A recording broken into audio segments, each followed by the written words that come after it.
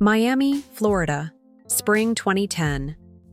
The Miami sun beat down on Shakira's skin as she gazed out at the Atlantic Ocean from her beachfront property. She had been living in the United States for several years now, building her international career, yet something felt missing. After the release of her primarily English album, She Wolf, in 2009, Shakira found herself at a creative crossroads. "There's something I need to reconnect with," she confided to her manager as they sat on her terrace overlooking the ocean. The breeze carried the scent of salt and distant memories of her childhood in Barranquilla, Colombia. "The album was successful, but it doesn't feel like me," she continued, running her fingers through her blonde hair. "I've been thinking about my roots lately, the music I grew up with." Her manager nodded, used to Shakira's artistic intuition that had guided her career for over a decade. "What kind of sound are you missing?" A smile spread across Shakira's face as a memory surfaced. "Merengue," she said definitively. "I grew up listening to merengue in Colombia. It was everywhere. At family gatherings, on the radio, in the streets. That rhythm is in my blood, and I've strayed too far from it." That evening, Shakira found herself digging through old recordings, listening to the Dominican beats that had been the soundtrack to her youth. She closed her eyes, letting the infectious rhythms wash over her. The fast-paced percussion, the horn sections, the energy, it all transported her back to a time before global fame, before the pressure of international stardom. "This is what I need," she whispered to herself. "This is what's been missing." The next morning, she called her production team with an announcement. Her next album would mark a return to her Latin roots, and she wanted to incorporate authentic merengue. This wouldn't be a simple stylistic choice. It would be a journey back to the core of her musical identity. New York City, late spring 2010. Shakira sat in a Manhattan recording studio, frustrated after another day of attempts to capture the authentic merengue sound she was seeking. Despite working with talented producers, something wasn't clicking. "It sounds too polished, too manufactured," she explained to her team. "Merengue isn't just about the technical elements. It's about feeling, about culture." A knock at the door interrupted their session. It was Armando Perez, better known as Pitbull, who had stopped by to discuss a potential collaboration. After listening to Shakira's vision, Pitbull nodded knowingly. "If you want authentic merengue with a modern twist, there's someone you need to meet, a Dominican artist named Edward Bello. Everyone calls him El Cata. He's making waves with his merengue style in Santo Domingo." Shakira's eyes lit up. "Is there any way to connect with him?" "Leave it to me," Pitbull replied with a confident smile.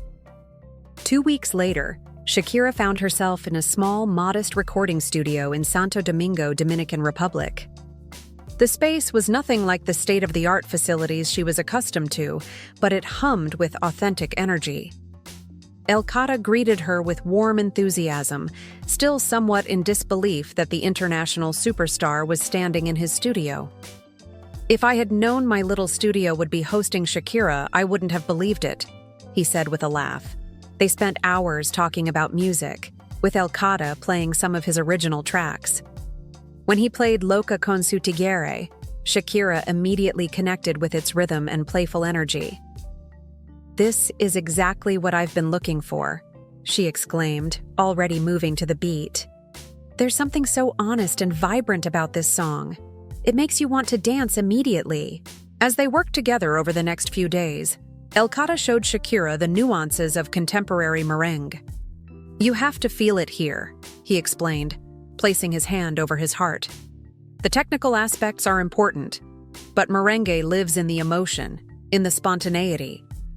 Shakira absorbed everything, taking notes and recording voice memos on her phone. By the end of her time in Santo Domingo, she had not only gained a collaborator, but had also reconnected with a fundamental part of her musical heritage. "I want to adapt LOCA con su tigre," she told El Cata before leaving, "but with my own twist, my own story. Would you be willing to collaborate on this?" LOCA couldn't believe his luck. "It would be an honor," he replied, still processing that his music would reach a global audience through one of the world's biggest stars. Los Angeles, summer 2010. Back in her Los Angeles recording studio, Shakira gathered her team to share her vision for adapting LOCA con su tigre. Her enthusiasm was contagious as she played LOCA's original track and outlined her ideas. "I want to maintain the core of the merengue rhythm, but blend it with modern production," she explained. "And I want to tell a story about that crazy, overwhelming feeling of being completely infatuated with someone, so much that it makes you act irrationally." Her longtime collaborator and friend Luis Fernando Ochoa nodded. "So it's not just about bringing back merengue, it's about expressing that intense emotion that makes you feel LOCA." "Exactly," Shakira confirmed with a smile. "Everyone has felt that way at some point. It's universal." For days, Shakira worked on adapting the lyrics, crafting a narrative about a woman who is wildly in love with someone who has another woman in his life. But in her version, the protagonist is confident, almost brazen, knowing that despite the competition, she's the one he truly desires. "I want to capture that feeling of being so sure of yourself, even when others might see you as crazy," she explained as she worked through the lyrics. "It's about owning your emotions, no matter how intense they might seem to others." The studio sessions were energetic, with Shakira often dancing as she recorded, letting the rhythm guide her vocal performance. She insisted on preserving the authentic merengue horn sections and percussion patterns, but added contemporary electronic elements to create a bridge between traditional Latin music and modern pop. As the track began to take shape, Shakira made another decision: to record the song in both Spanish and English, making it accessible to her global audience while staying true to the Latin roots of the music. "For the English version, we need someone who can bring a different energy to complement the track," she mused one evening. After considering several American rappers, she made an unexpected choice: British rapper Dizzy Rascal. "People might expect me to use an American rapper," she explained to her team, "but I think Dizzy can bring something unique to this. It's about creating unexpected combinations. That's what makes music exciting." Barcelona, Spain, July 2010. Shakira had long considered Barcelona her second home, a city where she felt free and inspired. With LOCA taking shape, she decided to spend some time in the Spanish coastal city to finalize the song and begin planning its music video. Walking along the beach one morning, Shakira observed the carefree attitude of the locals and tourists enjoying the summer day. Some were dancing to music playing from portable speakers, others were laughing with friends, and everyone seemed to embody the vibrant spirit she wanted to capture in her song. "This is it," she told her creative director, who had joined her for the walk. "I want the video for LOCA to feel like this: spontaneous, joyful, slightly chaotic. Not an overproduced, glossy production, but something that feels real and in the moment." Her creative director looked skeptical. "You're one of the biggest music stars in the world. People expect a certain level of production value." Shakira shook her head firmly. "I want to break away from those expectations. LOCA is about being authentic, about following your heart even when it seems crazy to others. The video should reflect that same spirit." Over the next few days, Shakira worked with director Jaume de la Iguana to develop a concept for a guerrilla-style music video shot on the streets of Barcelona. The plan was radical for a superstar of her caliber. They would use handheld cameras, no elaborate sets, minimal planning, and incorporate real people they encountered during filming. "We'll capture genuine reactions," Shakira insisted. "I want to dance in a fountain with locals, ride on a stranger's motorcycle, skate through the streets, things that feel spontaneous and a little crazy, just like the song." Some of her team expressed concern about potential logistical and security issues, but Shakira was determined. This is what LOCA is all about: embracing that spirited, unpredictable energy. As they finalized plans for the video shoot, Shakira also put the finishing touches on the song itself. The merengue beat had been perfected, the horn sections polished, and her vocals captured the playful, confident attitude of a woman embracing her LOCA side for love. In her hotel room overlooking the Mediterranean, Shakira listened to the nearly completed track on repeat, dancing around the room. "This feels right," she thought. "This feels like coming home to myself." London, early August 2010. Shakira arrived at a London recording studio where Dizzy Rascal was waiting to record his part for the English version of LOCA. Despite being one of the biggest stars in the UK, Dizzy seemed genuinely excited about the collaboration. "When I got the call, I thought someone was playing a joke on me," he admitted with a grin. "Shakira wants to work with me? On a merengue track? It sounds mad, but in the best way possible." Shakira smiled, appreciating his enthusiasm. "I wanted someone who would bring something unexpected to the track. You're known for your energy and distinctive style, and I thought it would create an interesting contrast with the Latin elements." They spent some time discussing the concept behind the song, with Shakira explaining the feeling she wanted to capture. "It's about being so infatuated with someone that you act in ways others might consider crazy, but you're owning it confidently." Dizzy nodded, immediately connecting with the idea. "I get that completely. Love makes everyone a bit mental sometimes, doesn't it?" As they began recording, Shakira was impressed by how quickly Dizzy adapted to the merengue rhythm, bringing his distinctive rapid-fire delivery to the track while respecting its Latin roots. "I've always been interested in reggaeton and other Latin music styles," he explained during a break. "This is something I've wanted to try for ages, so this collaboration is perfect timing." After several hours of recording and fine-tuning, they listened to the completed English version of LOCA. The combination of Shakira's vocals, the authentic merengue beat, and Dizzy's energetic rap verses created something truly unique, a cross-cultural musical bridge that neither artist had explored before. "This doesn't sound like anything else out there," Dizzy remarked, nodding with approval. "That's exactly what I was hoping for," Shakira replied. "Something that honors tradition while creating something new." Before leaving the studio, Dizzy expressed his gratitude for being included in the project. "You could have chosen any American rapper for this, but you took a chance on me. It means a lot." Shakira shook her head. "It wasn't taking a chance. It was making the right choice for the song. Sometimes the most unexpected combinations create the most magical results." Barcelona, Spain.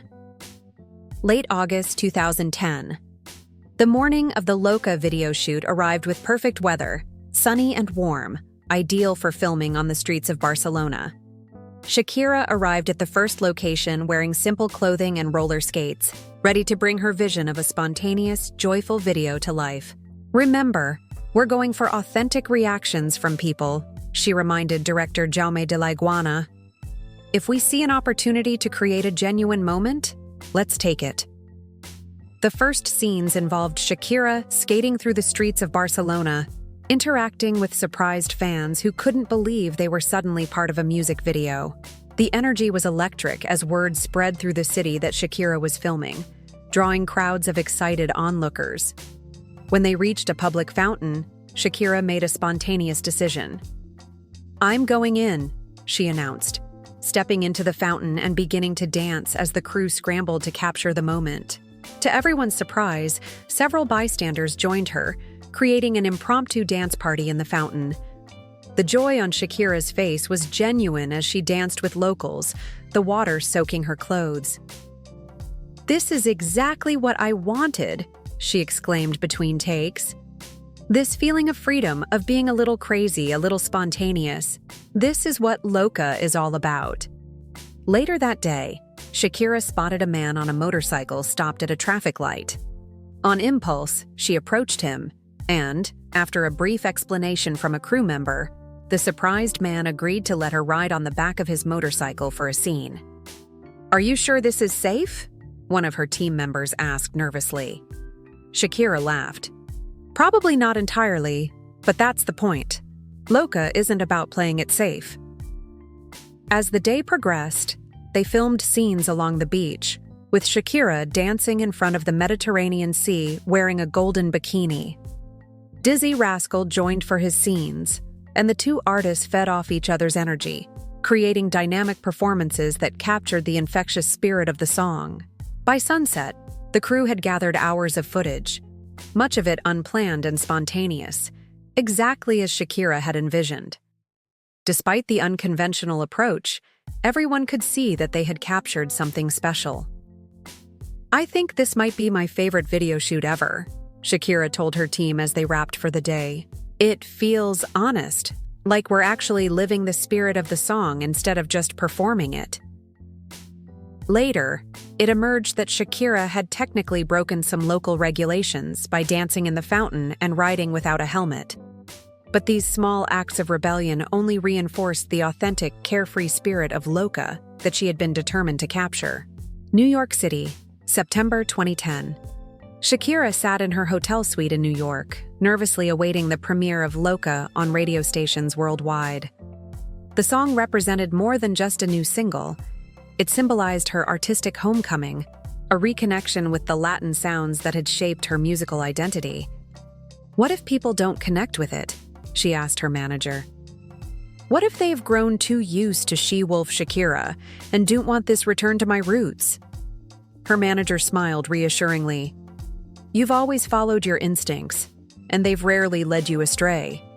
This song feels authentic because it is authentic."